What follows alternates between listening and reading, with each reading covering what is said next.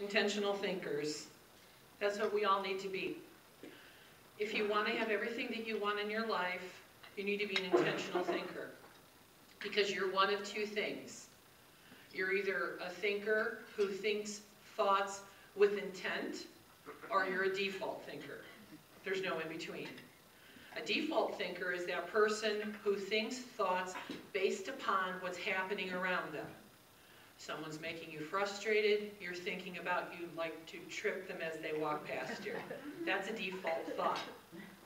An intentional thinker, someone's frustrating you, you start to think about things you're grateful for.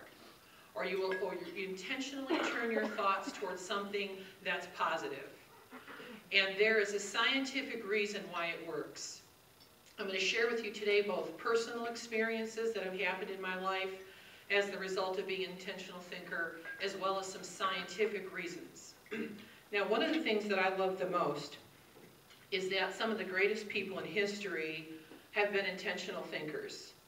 Plato, Shakespeare, Newton, Hugo, Beethoven, Lincoln, Emerson, Edison, and Einstein have all testified to the fact that they believed that their thoughts became things, that they believed in the power of intentional thinking.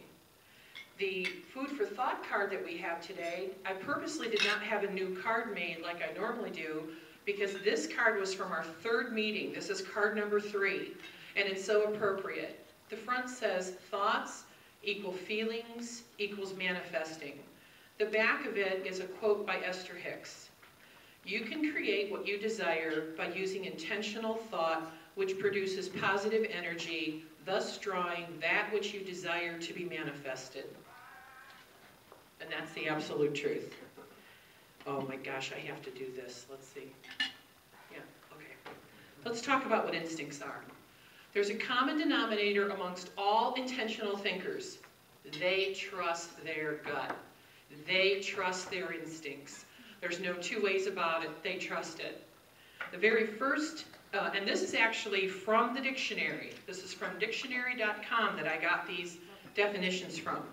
The first definition of an instinct, which is a noun, is an inborn pattern of activity or tendency to action common to a given biological species.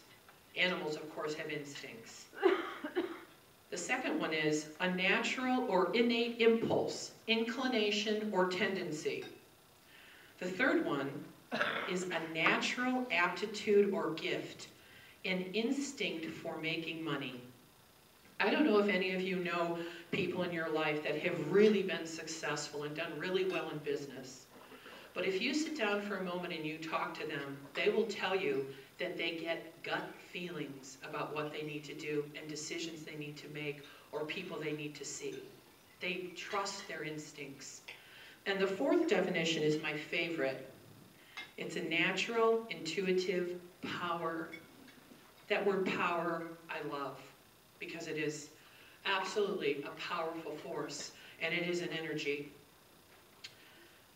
When I had many life experiences in my life that has made me an intentional thinker, and I could stand up here for a whole hour and give you one example over another.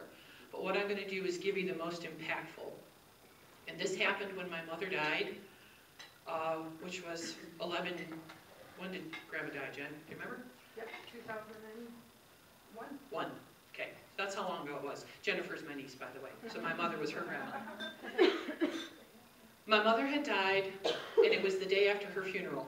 I'm the youngest of 10, and my 5 sisters, my 5 older sisters, and I decided to gather as a family at my sister's house just to be together. So my husband, David, and I went to my sister Mary's house, where all of my sisters had been gathered. And as I walked in the front door, I heard my sisters crying, and I walked in and I said, "What's the matter? You know, why are you crying?" And I could hear the song playing on the CD player called Via con Dios. Now that song Via con Dios was my mother's favorite song, and we learned the song for the funeral because as we had the procession with her casket out of the funeral, all 10 of her children stood around the casket singing the song Via con Dios, which means go with God. So this is before the days of being able to go onto Google and get all the lyrics. My sister Mary went out and bought that CD and listened to it and wrote down all the lyrics. So I walk in and the song's playing. And Mary says to me, as you pulled in, there was another CD on in her 25-disc CD player. And as I got out of the car, the CD started going crazy, skipping, jumping, and it stopped on that disc, on that song by Candias. Well, that was a holy cow moment for all of us. And we thought that that was it, but that was only the beginning. So we literally, in awe, were going, oh my God, oh my God. Even my minister husband had to say, okay, there's something about this. So then we decided to go to the movie theater. My mother's name is Evelyn. And we went to the movie theater in the middle of the afternoon. We were the only people in Regal Cinema that day. And as we sat down, the preview started to play, and there was a black screen with only the words Evelyn across the screen. As it turns out, there was a mistake. There was a movie that was going to be released, and the disc was sent to the Regal Cinema for them to review. Now what you can't see is all along the top, that says on there, for your consideration. This was not to be viewed to the people, this was only for the decision makers of what movies were going to play. So, as your mouth is gaping open, that's what we did. We sat there staring at the screen, could not believe what our eyes were looking at. Okay, now here comes the next best part. The story that I heard my whole life from my mother is that she was abandoned at the age of 3 by her father, who was an alcoholic, and he was an Irishman. And she was so proud of her Irish father, and she had always wanted to find him. I had heard this story my whole life. This movie starred Pierce Brosnan. He's a man from Ireland looking for his daughter that he lost. Yeah, this is the truth. Here's the movie. Never came out in America. It was only released in Canada. They played it that day for us. Something was going on. This was no coincidence. So now we leave the movie theater. I don't even know what movie we saw. We didn't even stay for the whole movie. We could not recover from this. So we leave the movie theater and we get in the car and we decide we're going to go out to eat. And we all get into my van. And as I'm driving down the street, a car pulls in front of me close enough that I had to kind of put on my brakes, and we all looked forward. And the license plate said, "Love you all." I still get emotional talking about it. Vie Candidas means go with God. My mother said, I'm with God, I'm with my Father, and I love you all. This is real. This happened. This is not by happenstance. So let me tell you what happened to me in this moment. Throughout the whole time that I cared for my mother, who was very, very ill, it was a difficult time. She was morbidly obese. She was completely blind. She had diabetic leg ulcers. She was in a diaper. And I lived my whole life for 7 years taking care of her before she died. And my mother used to say to me all the time, Catherine, if I could write you out a check for $1 million, I would. She would always say that. And I'd say, Mom, I don't need $1 million. My mother gave me $1 million that day because she changed my thinking. My mind was in a place, this could not be coincidence. Something was happening.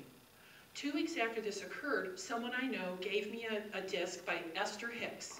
It's called The Teachings of Abraham. And the Teaching of Abraham teach you that thoughts become things. It's very simple. If you think positive thoughts, positive things are going to come your way. If you think negative thoughts, negative things are going to come your way. It's that simple. Intentional thinking versus default thinking. So this one day, I was meditating in my den, which was now my study, which had been my mother's office, and I was meditating and I was listening to one of her CDs. Because every morning I have the same ritual. I listen to or read something motivational that feeds me. Then I spend 5 minutes in meditation, visualizing what I want in my life. And then I start to see it in action. I see me actually experiencing it, and I'm conscious of how that feels. So this one particular day, Abraham was teaching on the CD, and she said this, every single thing you ask for, or visualize, or desire, is yours. It is delivered by the forces of nature, and it is delivered to the front door of your consciousness. And it just waits for you to let it in by aligning your positive feelings with what you want. And I remember thinking and seeing all the things that I wanted at my front door. The new car, a new job, all the things I wanted, and I liked that image. So my session ended, and I just sat there kind of daydreaming. And as I'm daydreaming, I start to think about homegrown tomatoes. I don't know why, but I did. And I started thinking about how much Mom loved homegrown tomatoes. And I actually visualized picking a tomato off the vine, washing it and slicing it up and making sandwiches, because we love homegrown tomato sandwiches. So I'm really into this visualization of this and feeling how good it feels. So I think, well, I can't plant a garden, but I can certainly have homegrown tomatoes because there's so many roadside stands where I live. I'll have them. I forgot about it and went about my business. Never thought about it again. 3 weeks later, my husband and I were coming home, and as we were approaching my front door of my house, where the sidewalk meets the stoop in the crack of cement, my husband goes, "Is that a tomato plant?" And I said, "How is it possible that there could be a tomato plant at the front door of our house?" It was a tomato plant that grew all summer long. Here's another picture of it. That tomato plant is growing out of, we actually had to tape it up to the side of our house. It's growing out of the seam of cement. That tomato plant bore fruit all summer long. How could that be a coincidence? How is that possible to be a coincidence? Just explain to me how that could be a coincidence. Has anyone ever had a tomato plant grow at their front door? That tomato plant could have grown anywhere and not have as much impact. Okay? Could have grown in my backyard, could have grown anywhere, but it was at my front door. When I was meeting with Jill the other day, I said to Jill, "Can you imagine how I felt the moment I ate the first tomato plant that came off of that plant?" It was a spiritual experience. I had friends and family, neighbors coming to visit our tomato plant. And it's ridiculous, it's duct taped up there. And when I ate that tomato plant for the very first time, something literal happened to me. Because many times the things we believe, and a belief is nothing more than something you choose to keep thinking about over and over again. Okay, so a belief is something you've chosen to think about. Many times in the beliefs that we believe them because we were taught to. And when we believe them because we've experienced some things spiritually, it's not tangible. It's still, you have to accept it and believe it. This was tangible. I could touch my belief being fulfilled in the form of a fruit that I consumed. My mother's $1 million check came in the fact that her energy was so present that it created a series of events. Because when you want something in your life, you don't have to worry about the how. You don't have to worry about how it's going to happen, or who you need to talk to, or what steps you need to take. You only need to trust that your thoughts have such incredible power, that your instincts have such incredible power, that you're going to make all the right decisions. Our right decision was going to the movie that day.